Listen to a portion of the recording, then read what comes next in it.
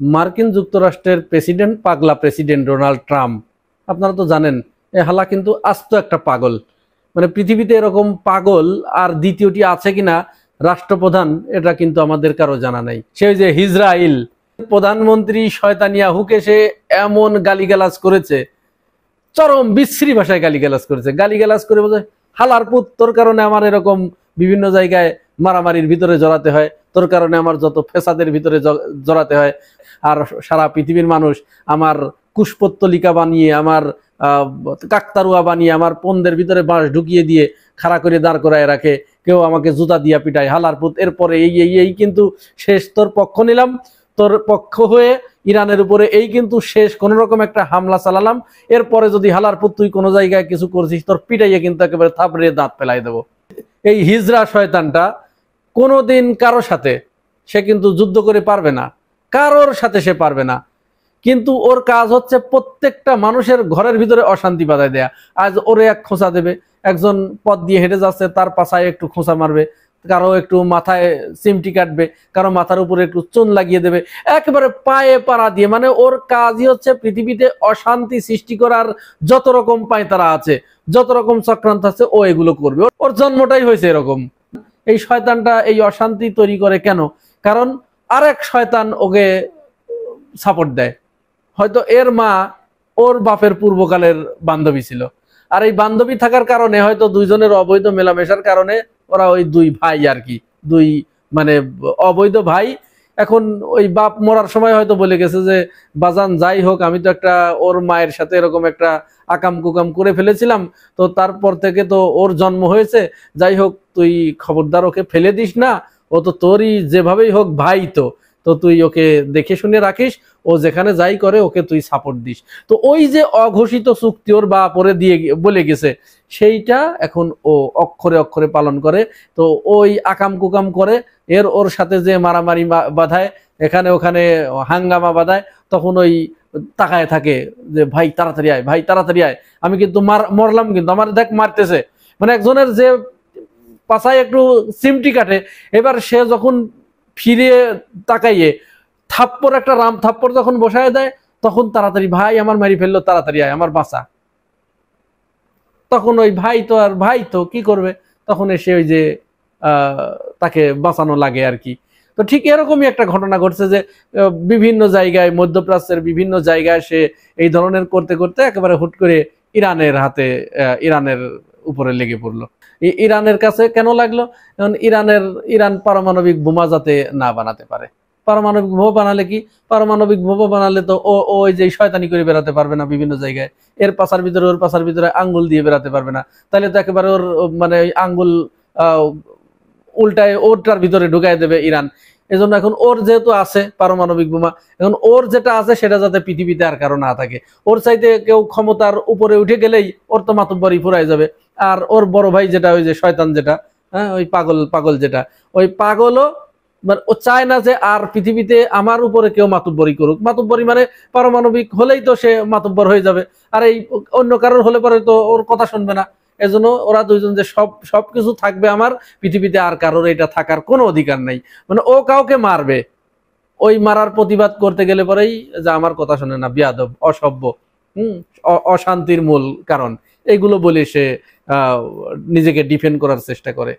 তো যাই হোক, তখন ইরান তো ওইটা যখন বানাতে গেছে তখন ওর সমস্যা। ইরান হেঁটে যাচ্ছে, ভালো মানুষ দাঁড়ায় আছে এক জায়গায়, আর এই হারামির পুত যে ঠিক ওর পিছন দিয়ে আঙ্গুল ঢুকাই দেস, তখন ওর তো আসলে সহ্য করতে পারে নাই, তো একেবারে পাল্টা ও মনে করেন 10টা ওখানে ছুটছে, আর এবার ও ইরান যে পাল্টা মনে করেন 2000 দিয়ে একেবারে তছনছ করে ফেলছে। যখন তছনছ করে ফেলছে তখন তো হালার তো অবস্থা খারাপ, ও তো বাঁচতে পারতেছে না, কি করবে? ওর তো বাঁচা মরার সমস্যা এখন। তাড়াতাড়ি ভাই ভাই তাড়াতাড়ি আয়, আমারে বাঁচা, আমারে বাঁচা, আমারে মেরে ফেললো, দেখ ইরান আমার ধরে মারতেছে, ভাই তুই আয় তাড়াতাড়ি আয়, তুই থাকতে আমার এই অবস্থা হবে? তুই না আমার বড় ভাই, আব্বা না বলে গেছিল, হ্যাঁ তোর বাপেরই তো আমি অবৈধতা, তুই আমার এখন দেখবি না? তখন আর ভাই কি করবে, বারবার যখন ভাই ভাই ভ্যা ভ্যা ভ্যা ভ্যা করতেছে, তখন যে হুট করে চোরের মতো জানে যে ডাইরেক্ট যে তো কিছু করতে পারবে না, ডাইরেক্ট গেলে পরেই তো ইরান ওটা ঠেকায় দেবে। তখন বললো যে আমি 15 দিন সময় নিচ্ছি, 15 দিনের ভিতরে জানাবো কি করতেছি।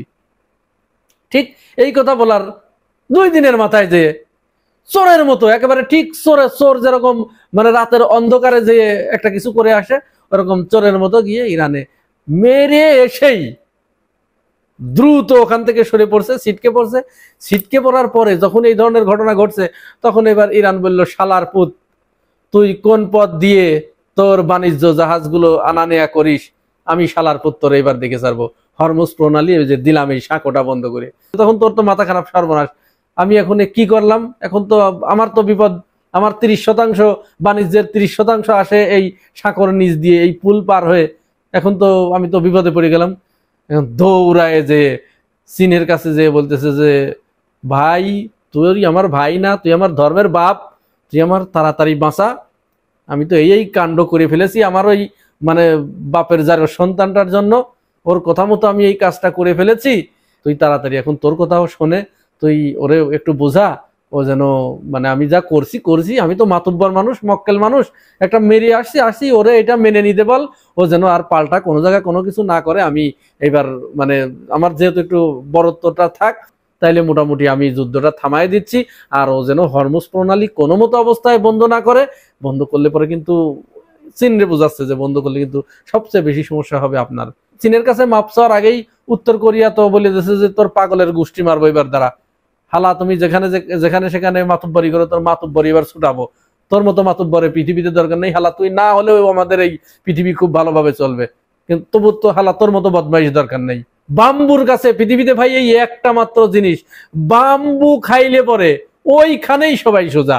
বাম্বু ছাড়া কেউ পৃথিবীতে সোজা না রে ভাই, কেউ পৃথিবীতে সোজা না। সুতরাং ইরান আমার মনে হয় বাম্বু দেবে, এবং অলরেডি তো এক জায়গায় খবর পেয়েছি মধ্যপ্রাচ্যের কোনো একটা ঘাঁটিতে বসায় দিছে। হরমুজ প্রণালী যদি ইরান বন্ধ করে দেয়, তাহলে এই পাগলের জন্যও বিপদ আছে, অর্থনৈতিকভাবে সে তার তেল সমস্যা সংকটে পড়বে। তবে এটা হওয়া দরকার, পাগলের একটা শিক্ষা হওয়া দরকার। আমরা বলি যে ইরানকে বলি যে আপনাদের সবকিছু ধ্বংস হয়ে যাক, তবুও হরমুজ প্রণালী বন্ধ করে দেন। আর ওই যে এই হিজড়াটাকে, অর্থাৎ ওই ওর জারজ ভাই যেটা, এই জারজ ভাইটাকে একেবারে মাটির সাথে গুড়াইয়ে দিয়ে, যেন ওখানে কেউ বুঝতে না পারে যেখানে কেউ কোনোদিন বসবাস করত, একেবারে ওই যে কাসফি মাকুল খেয়ে ফেলা ঘাসের মতো করে দেও, তাহলে পৃথিবীর মানুষ তোমাদের জন্য 2 হাত তুলে দোয়া করবে। পৃথিবীতে মুসলমান নাই রে ভাই, পৃথিবীতে মুসলমান নাই, তোদের পাশে কেউ দাঁড়াবে না। এমনকি ওই যে রাশিয়াও কিন্তু ওদের প্রায় 20 লক্ষ লোক ওই হিব্রু ভাষায় কথা বলে, ইসরায়েলে বসবাস করে, যার কারণে ওই রাশিয়াও কিন্তু তোমাদের পাশে দাঁড়াবে না রে ভাই। নিজের শক্তি যতটুকু আছে ততটুকু দেখাইয়ে প্রয়োজনে তোমরা নিঃশেষ হয়ে যাও, তোমাদের যে ইতিহাস আছে সেই ইতিহাস সমুন্নত থাক, তার আগে তোমরা ওরে গুঁড়ো করে দিয়ে যাও, পৃথিবীর মানুষ শান্তিতে বসবাস করুক একটু। মুসলমান যেহেতু পৃথিবীতে নাই, তারপরেও তোমাদের নিজেদের রক্ত দিয়ে এই যে কয়জন আছে, মির্জাফর, গাদ্দার, বেঈমান, মুনাফেক, যাই যতটুকু আছে, এই হারামজাদাগুলো যাতে আপাতত পরবর্তীতে সুখে শান্তিতে একটু বসবাস করতে পারে, নিজের রক্ত দিয়ে হলেও এই নামটুকু তোরা লিখে যা ভাই।